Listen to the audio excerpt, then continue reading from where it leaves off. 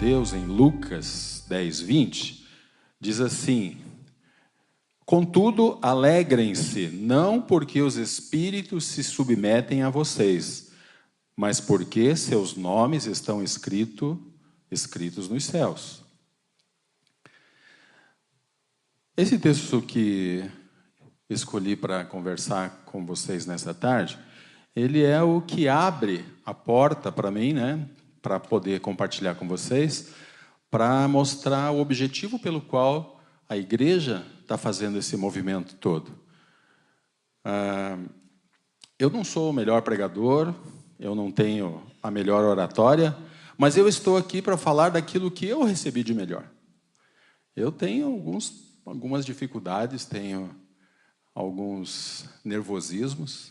Estar aqui, existe uma tensão, existe uma preparação, a gente não tem tudo, né, bem focadinho na cabeça, formadinho, formatado.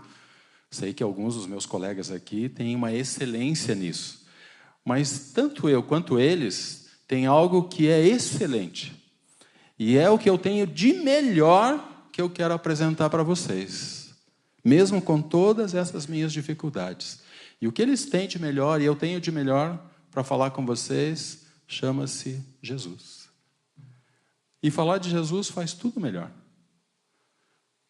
Talvez as habilidades precisem ser lapidadas, mas a expressar Jesus, e é o objetivo de toda essa estrutura que você tem visto aí, para, facilitar, para poder agradar aqueles que serão recebidos, tanto tempo de oração, tanto tempo, né, na formação desses folhetos e pessoas ali sentando e trocando ideias e reuniões. E para quê? Para expressar a grandeza desse homem extraordinário que é Jesus, para as pessoas que ainda não o encontraram. Pensei aqui que, para a gente entender um pouquinho disso, você tem pó de café em casa?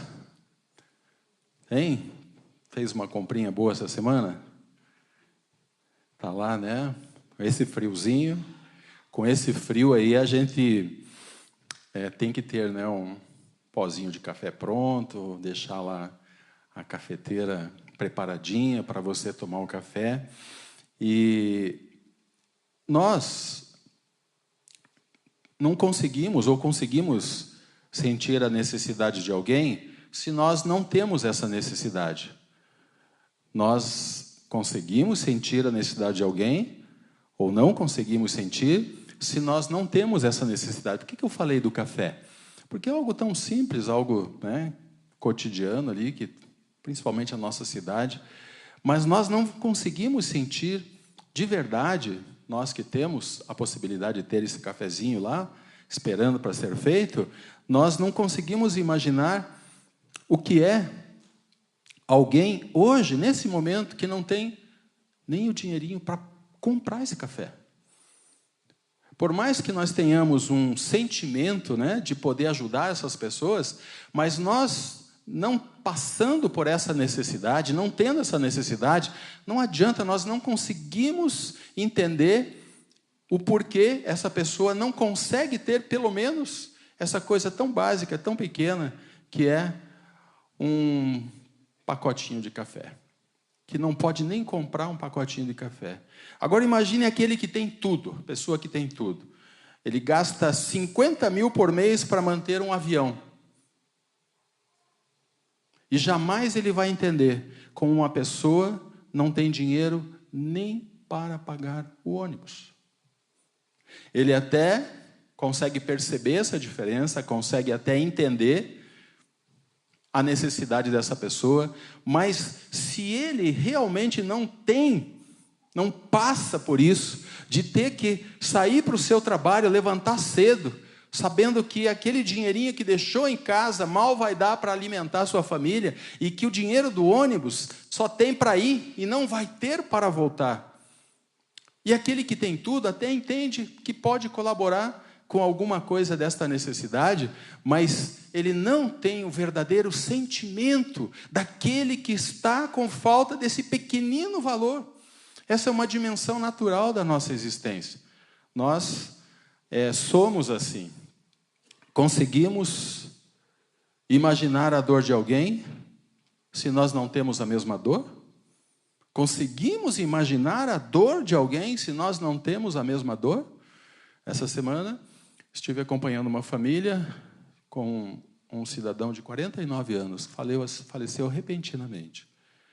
E teve o mesmo problema que a minha filha teve uma tromboembolia pulmonar repentina. Um homem grande, forte. E lá estava seu pai, sua mãe, seu pai com 86 anos. Pediram que a cerimônia não tivesse todo o aparato da cerimônia, porque os pais não iam suportar toda aquela homenagem, tal era a dor. E eu compartilhei na palavra lá e disse para eles, olha, eu posso compartilhar com vocês a dor que vocês sentem, né, pela perda de um filho, e, inclusive, pela mesma causa, né, passando pelas mesmas aflições repentinas de uma morte por tromboembolia pulmonar. Então, aquilo ali me dava uma autoridade de consolar aquele casal ali. Sabia o quanto que o luto viria, eles teriam que ser fortes, mas como sustentar todo esse tempo? Quem é que me traz com a alegria de continuar vivendo até os dias de hoje, se não for a pessoa de Jesus? E eles, uma família que não entregou ainda a sua vida a Jesus, como?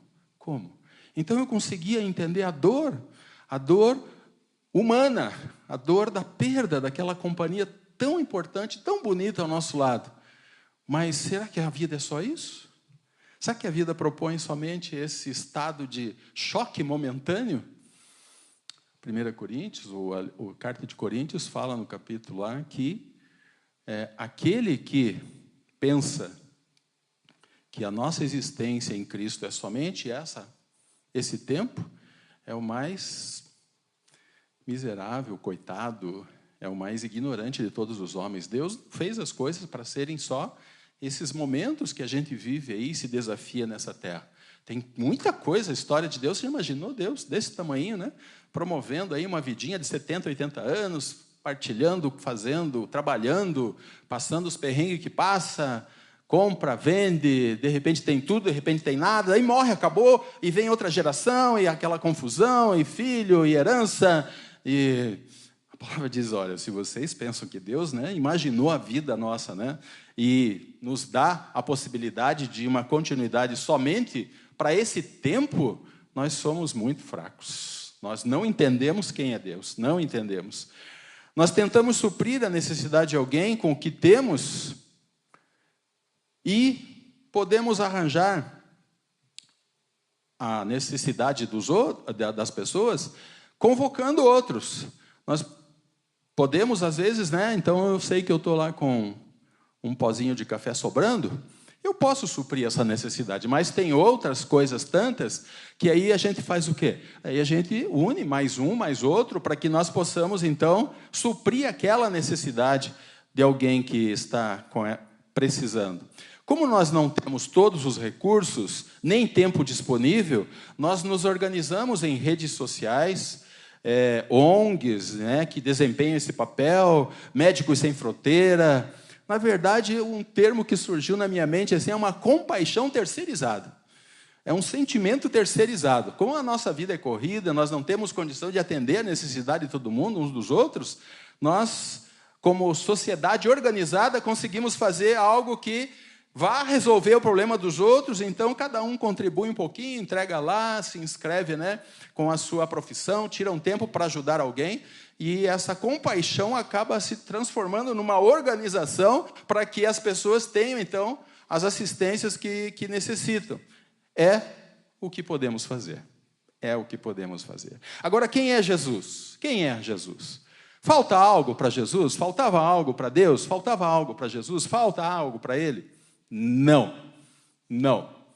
Jesus tem tudo. Jeremias 32:17 diz: Ah, soberano Senhor, tu fizeste os céus, a terra, pelo teu grande poder, por teu braço estendido, nada é difícil demais para ti. Isaías 40:28 diz: Será que você não sabe? Nunca ouviu falar? O Senhor é o Deus eterno, o Criador de toda a terra. Ele não se cansa, não fica exausto, sua sabedoria é insondável.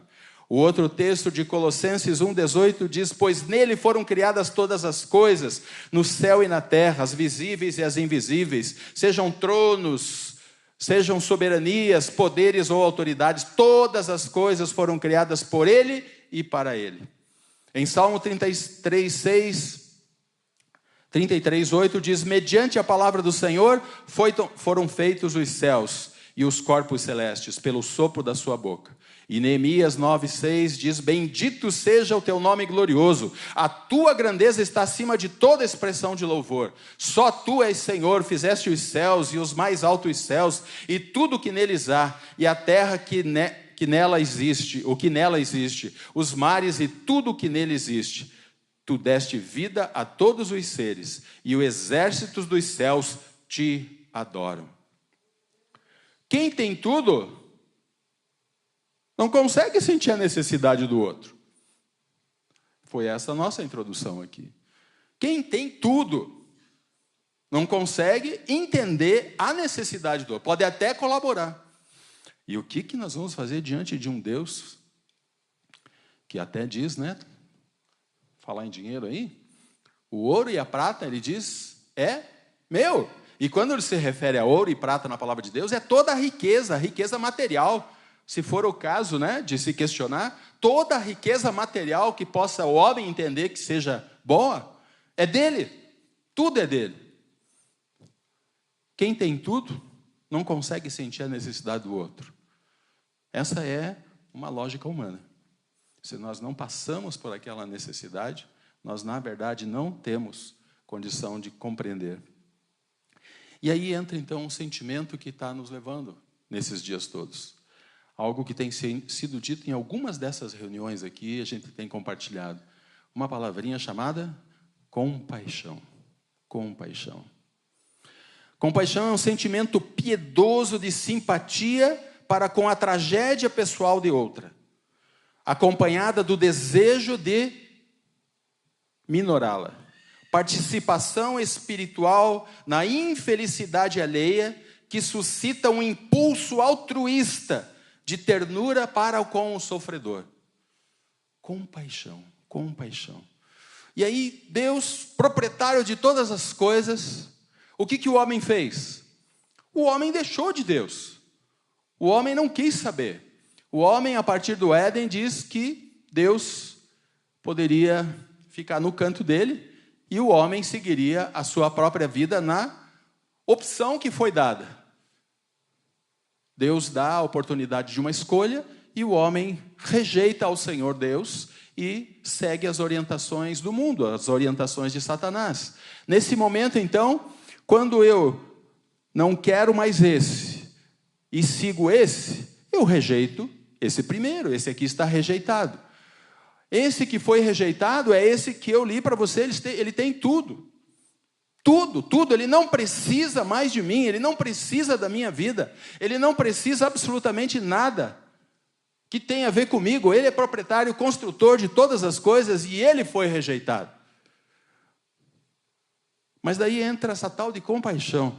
E na vida de Jesus, alguns textos dizem assim, que em Marcos 1:40, a compaixão de Jesus pelo sofrimento alheio, a compaixão de Jesus pelo sofrimento alheio ia muito além de um mero sentimento, ou de suprir uma necessidade imediata. Lá em Marcos diz, um leproso aproximou-se dele e suplicou de joelhos, se quiseres, podes purificar-me. Cheio de compaixão, Jesus estendeu a mão, tocou nele e disse, quero, seja purificado. E fim de conversa. Não fica, questionando se pode, se não pode, se eu posso fazer ou não posso fazer. Já que o leproso disse quero, o texto diz, seja purificado. Ele percebeu o sofrimento da pessoa. Ele agiu em favor da pessoa que necessitava de ajuda. Em João 11:33, Jesus agitou-se no espírito, comoveu-se, chorou. Ao ver chorando Maria e os judeus que a acompanhavam, Jesus agitou-se no espírito e perturbou-se. Jesus, outra vez profundamente comovido, foi até o sepulcro. Era uma gruta com uma pedra colocada à entrada. Disse ele: tirem a pedra. E ali já estava, determinado o que viria depois. Tirem a pedra. E vocês sabem que Lázaro não ficou morto dentro daquele túmulo. Mateus diz: ouvindo o que havia ocorrido, Jesus retirou-se de barco em particular para um lugar deserto. As multidões, ao ouvirem falar disso, saíram das cidades e o seguiram a pé. Quando Jesus saiu do barco e viu tão grande multidão, teve compaixão deles e curou os seus doentes. Que mérito temos, que mérito teríamos se rejeitamos a pessoa de Jesus, se não queríamos nada com Deus, e agora tem esse Jesus com compaixão, olhando para mim, olhando para você, vendo a sua necessidade e sabendo da sua luta até hoje para salvar a você mesmo, achar uma solução pela sua própria mente, pela sua própria cabeça, pela sua existência, pelas suas filosofias, pelos seus entendimentos. Eu tenho lido muito sobre os movimentos da sociedade religiosa no Brasil, e uma coisa muito interessante hoje é que o maior crescimento que nós temos hoje é das pessoas que não têm religião, não é os que se tornam ateus, mas aqueles que não querem compromisso com a religião. Há um movimento, se você perceber os gráficos lá, é o maior movimento, o maior número crescente de pessoas. E os estudiosos de movimento de sociedade entenderam que isso está acontecendo porque não há mais interesse em se buscar algo espiritual, algo religioso. As pessoas estão vivendo nessa confusão, que você vê, casamento pode ser assim, pode ser assado, pode ser desse jeito. Estão procurando uma forma de existência, uma forma de viver, e isso tudo é confusão, porque sai do princípio de Deus.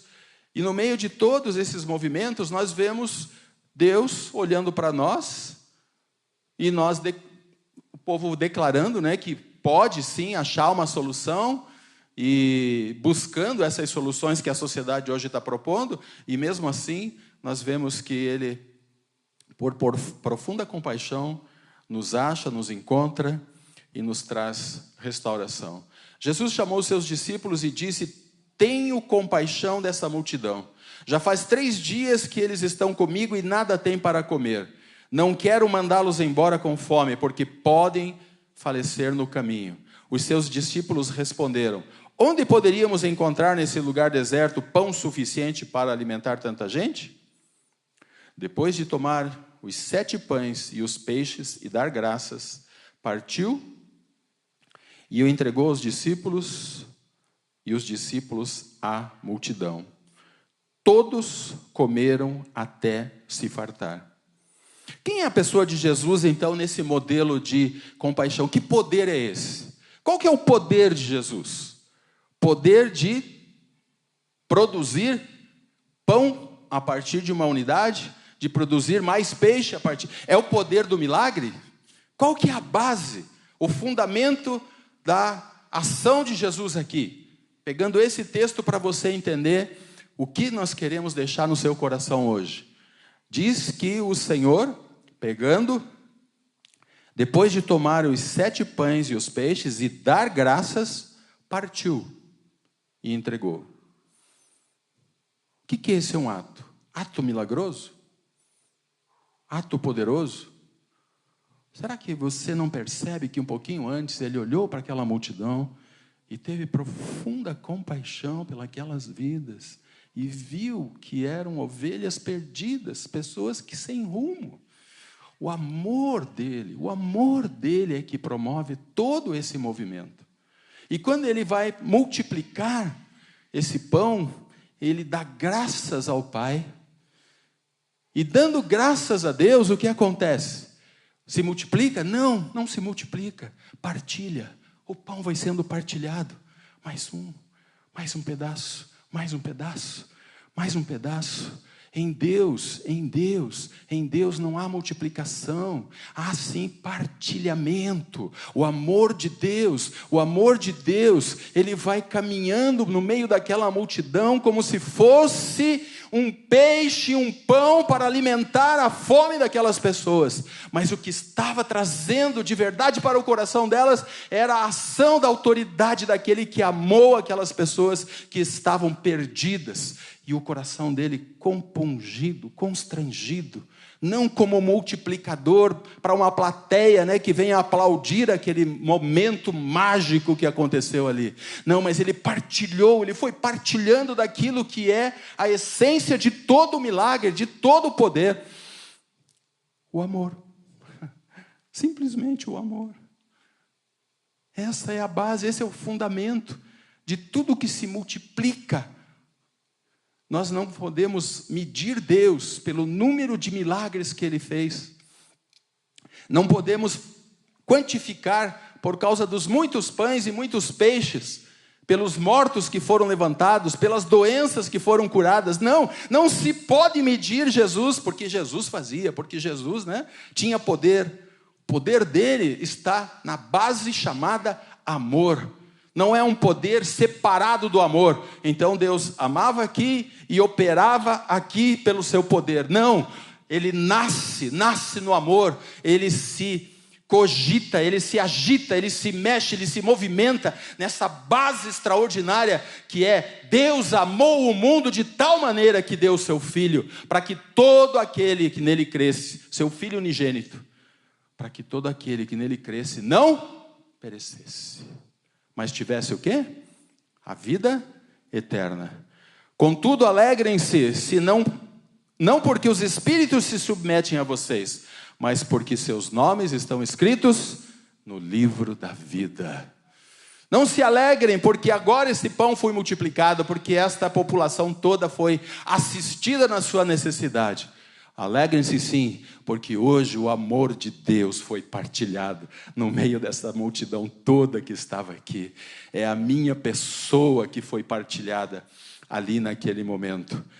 Em Salmo 145, verso 9 diz: o Senhor é bom para todos, a sua compaixão alcança todas as suas criaturas.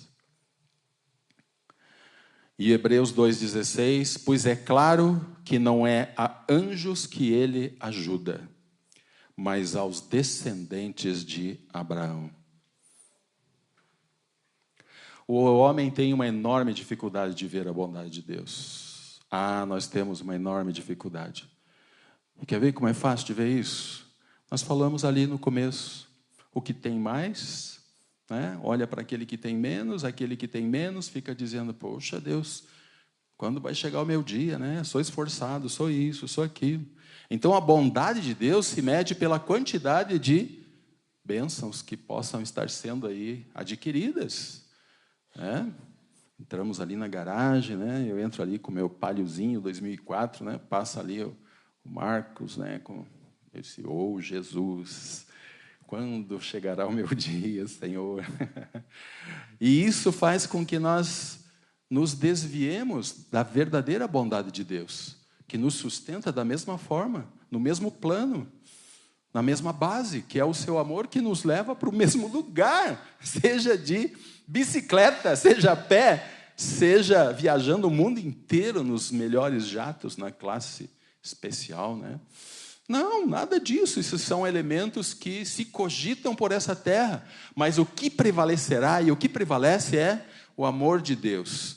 Como eu vou dar, então, algo a alguém, algo que eu não tenho? Aí 2 Coríntios responde para mim e para você: portanto, se alguém está em Cristo, é nova criação. As coisas antigas já passaram. Eis que agora surgiram coisas novas. Né? Tudo que vem de Deus agora. A bondade dele está sobre a minha vida, sobre a sua vida. Nós necessitamos de algo que somente ele pode dar. Somente Deus pode dar. Ele não precisa, mas nós precisamos. Ele não precisa, mas eu e você precisamos. Ele não precisa, Mas eu e você precisamos, e precisamos dele. Só ele tem. Só ele tem essa capacidade de amar incondicionalmente. Enorme compaixão por todos nós ele demonstrou. Você recebeu algo de graça, sem mérito. Jesus, em extraordinária compaixão por toda a humanidade, supriu na totalidade nossas necessidades. Ele rompeu o cativeiro e nos fez livres. Irmãos, entendam isso. Nós o deixamos. Nós ficamos para viver a nossa própria existência. Mas Deus não se conformou com isso. Ele veio atrás de mim, veio atrás de você. Ele não precisava de mim nem de você. Entenda isso.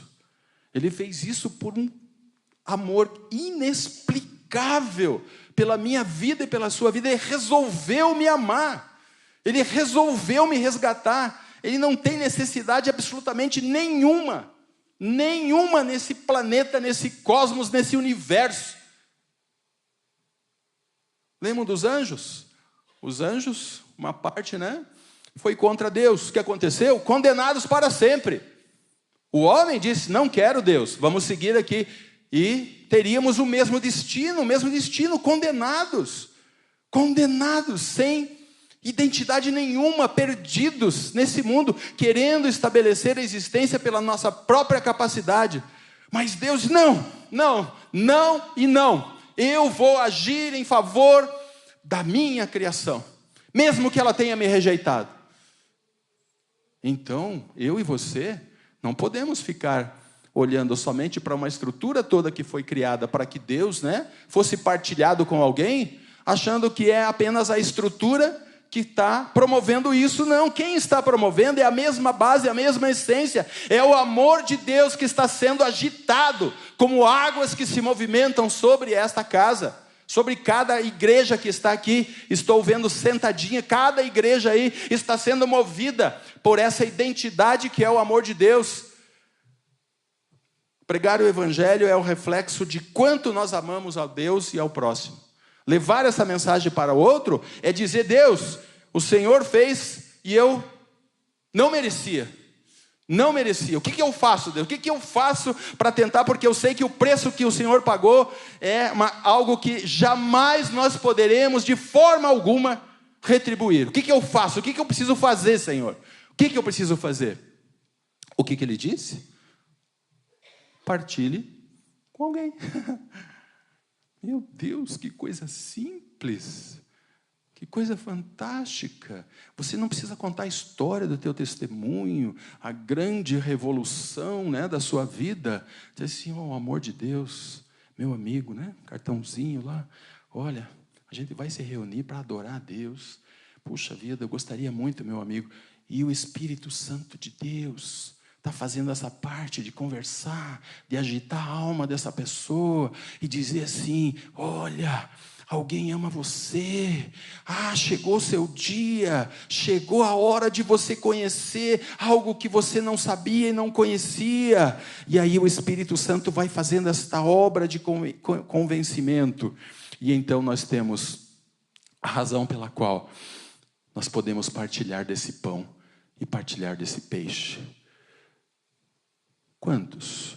Talvez um convitinho, 2, que vão ser o quê? Multiplicados milagrosamente, como partilhar do amor de Deus para cada um de nós. Finalmente, portanto, assim como vocês receberam a Cristo, o Senhor, continuem a viver nele. Enraizados e edificados nele, firmados na fé, como foram ensinados, transbordando de gratidão. Tenham cuidado para que ninguém os escravize a filosofias vãs e enganosas, que se fundamentam nas tradições humanas, nos princípios elementares deste mundo e não em Cristo. Pois em Cristo habita corporalmente toda a plenitude da divindade.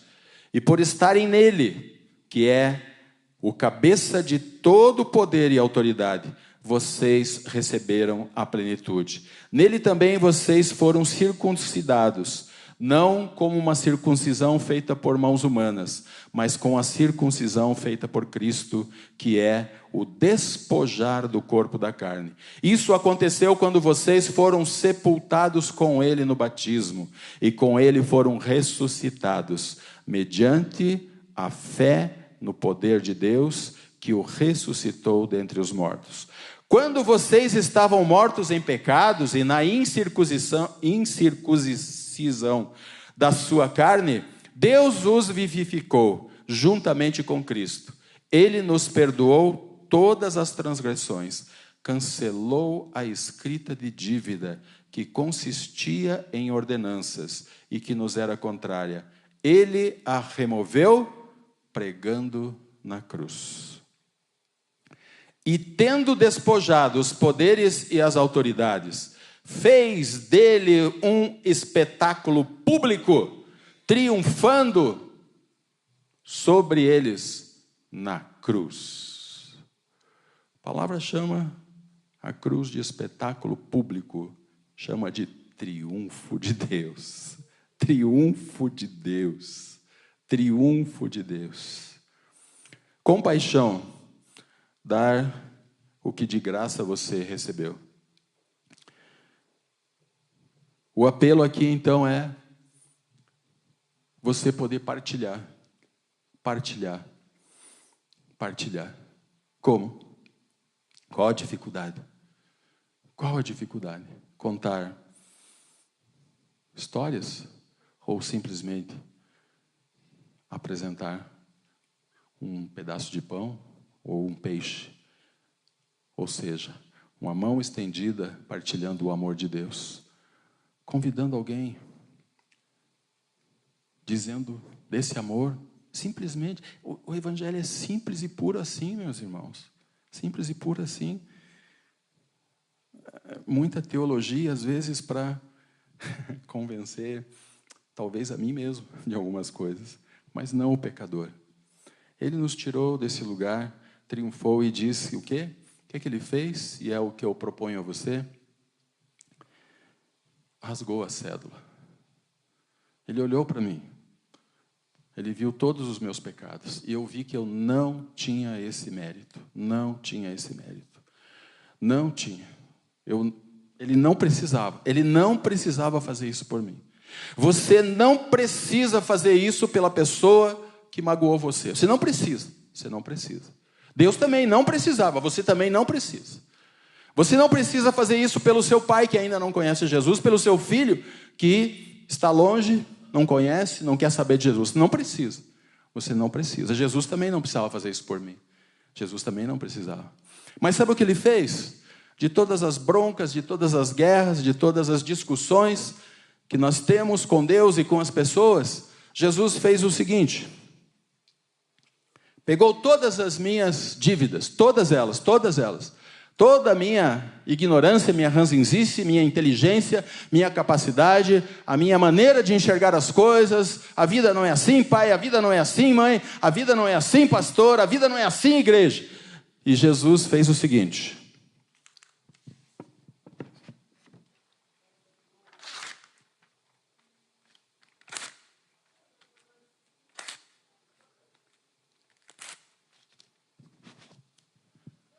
rasgou tudo que era contra mim.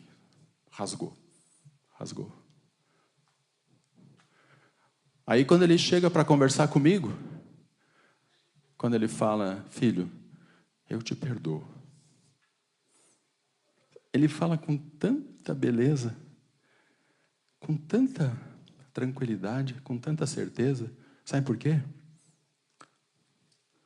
Porque não há nada que ele queira jogar na minha cara. Aí disse: filho, por uma compaixão que você nunca vai compreender, não há mais nada que me separe de você. Venha experimentar o que eu tenho para você, venha. É simplesmente por amor. Agora nós, infelizmente, chegamos diante das pessoas, né, para oferecer. Diz assim: pois é, meu irmão, tem umas coisas aí para acertar, né? Vim aqui para... na verdade, vim para te pedir perdão, mas veja bem, Você também não foi fácil, né? Você sabe que você pisou na bola. Eu vim aqui, vem em nome de Jesus, vem aqui me dar um abraço primeiro, me dá um abraço, que em nome de Jesus. Então é o seguinte, me perdoa, cara, me perdoa, sabe? Esposa, né? Me perdoa e tal, mas veja, se você não mudar, não sei se vai dar para continuar. Jesus chegou antes e rasgou toda essa justificação, toda essa lista, e diz assim, vem aqui. Vou fazer de você um novo homem, uma nova mulher. Vou dar para você a oportunidade de você experimentar algo que nem imagina quão grande é. Simples, mas a gente fica encardido pelas agressões que a gente leva. Falando isso também por causa de vizinhos, talvez, amizades, parentes, que você tenha quebrado um relacionamento de anos, por picuinhas, por coisinhas pequenas. Assim, não, pastor, mas não dá para ir lá, não. Aquele cara lá eu conheço. A hora que eu chegar lá, para dizer assim, cara, vem aqui, eu quero pedir perdão. Eu sabia que você ia aparecer. Então, você é aquele crente, né? Você é aquele crente, agora vem aqui pedir perdão, reconhecer que estava errado. Faz como Jesus, disse assim, cara, já ficou tudo rasgado. Aqui dentro está tudo rasgado. Vem aqui, é verdade. Eu não sou coisa boa, não. Não sou. Mas Jesus sabe mesmo. Jesus é o melhor que eu tenho aqui. Vem aqui, me dá um abraço. Vai ter um culto muito especial lá na minha igreja. Eles prepararam aquela casa, eles se esforçaram, eles oraram por você. Você não sabe, mas teu nome estava lá numa listinha lá, foi colocado teu nome, sabe para quê? Para que você se convertesse, fosse crente? Não, porque o amor de Deus estava chamando você, Ele viu a tua necessidade, porque a palavra de Deus diz que Deus teve compaixão por todos sobre a terra, todos estão debaixo da compaixão. Como que eles vão saber isso? Somente pela minha vida e pela sua vida. Não há outro jeito, não há outra forma. Rasgue a cédula, perdoe e fale do amor de Deus, fale do amor de Jesus.